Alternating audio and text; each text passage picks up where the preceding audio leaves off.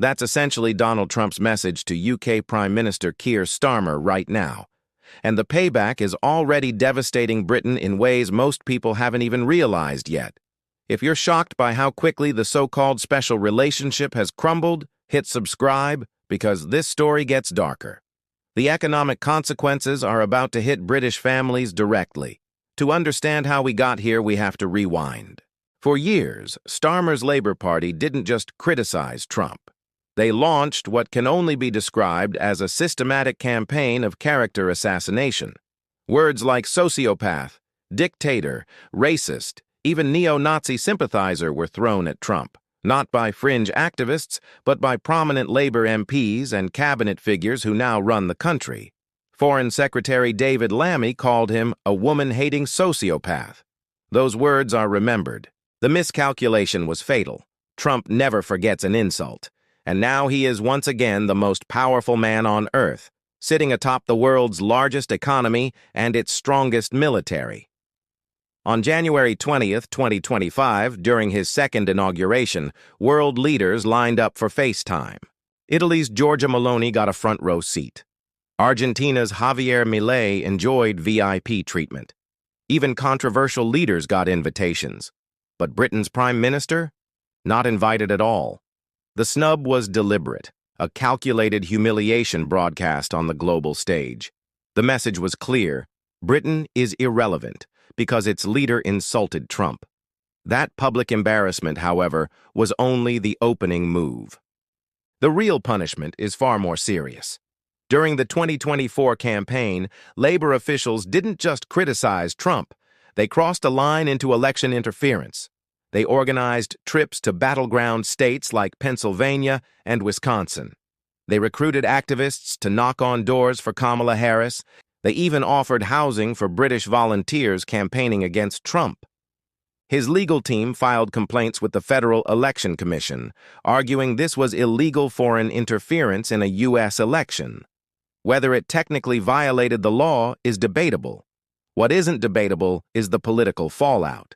Trump now sees the Labour Party not as allies, but as enemies who tried to rig an American election.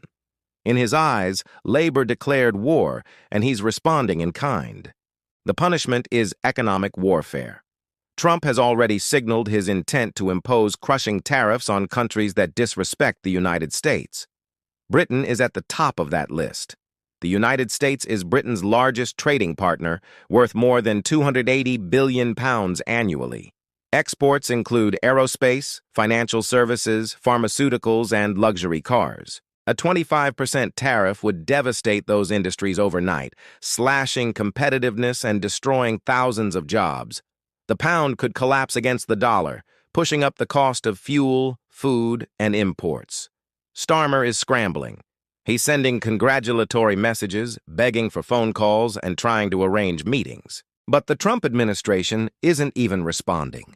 UK officials report they are being cold-shouldered at global gatherings. Britain has been blacklisted. The situation worsened with Starmer's choice of ambassador to Washington, Peter Mandelson. Mandelson is everything Trump despises about globalist elites: EU integration, Tony Blair's New Labour, and cozy establishment ties. Republican insiders are mocking the appointment. Some are even suggesting Mandelson may not get full access to senior American officials. This is unprecedented. The UK ambassador to Washington, historically one of the most powerful diplomatic roles in the world, is being treated as irrelevant before even arriving. If that weren't enough, Elon Musk has entered the fight. Using his X platform, with its 500 million users, Musk is systematically undermining Starmer's credibility. He highlights labor scandals, free speech restrictions, and what he calls authoritarian instincts. Musk isn't just posting. He's backing Nigel Farage's Reform UK party, signaling he may pour in money and global exposure. It's an extraordinary move. A foreign billionaire shaping the future of British politics, while many British citizens cheer him on. Meanwhile, at Trump's inauguration, while Starmer was excluded, Farage was paraded like royalty. Trump praised him publicly, even crediting him with political strategies. The optics are brutal. Trump treats Britain's opposition as a partner while freezing out its elected government. Inside Westminster, panic is spreading. Senior Labour MPs are quietly asking whether keeping Starmer is worth sacrificing Britain's relationship with the United States. Names like Wes Streeting and Angela Rayner are floated as possible replacements who might reset ties. But even a leadership change may not work. Trump's grudges are deep. He may never trust Labour again. Another factor complicates matters is Labour's posture toward China. Starmer's government has avoided taking hard stances on Hong Kong, Taiwan, or Chinese tech companies. While Trump is building a coalition to contain Beijing, Labour's softer approach makes Britain look unreliable, even dangerous to U.S. interests. That further erodes trust in the intelligence and military partnership. The consequences are stark.